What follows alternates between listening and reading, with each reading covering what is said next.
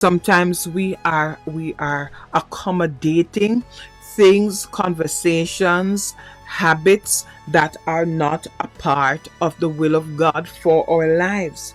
And you see, anything you get exposed to, what happened, each encounter, there is a deposit. There is a deposit in your life, in your spirit. I made mention earlier on about um, um, what happened to me over a couple months ago, 3 months ago, that I became reintroduced to the culture of humor. I became reintroduced, and I had to filter to say how much of this is too much. Over time, what happened? You begin to sound like the people, even though some of them have passed. You begin to pick up on their expression. Why? Because it is sustained in your atmosphere. It is sustained in your atmosphere. Something is sustaining it in the atmosphere.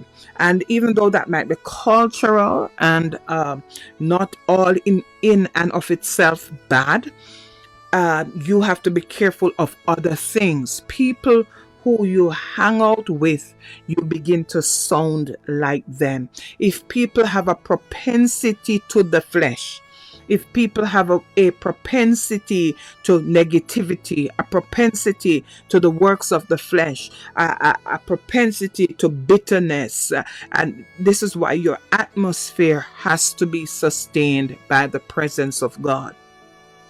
And I've often talked about my atmospheres, and it is very, very, very small.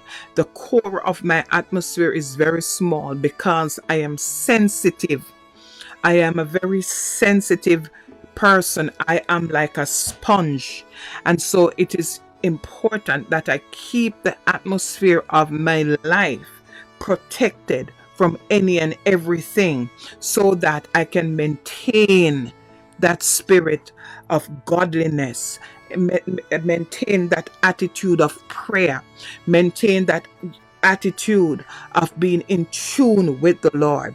And so be careful of oneness, be careful of oneness and union based on what has been deposited in your spirit. I'm talking about sights and revelation. And unless the Lord brings revelation to these areas of our lives, we will be wondering why we are not fulfilling our greater expression of purpose in whatever the calling is on our lives, unless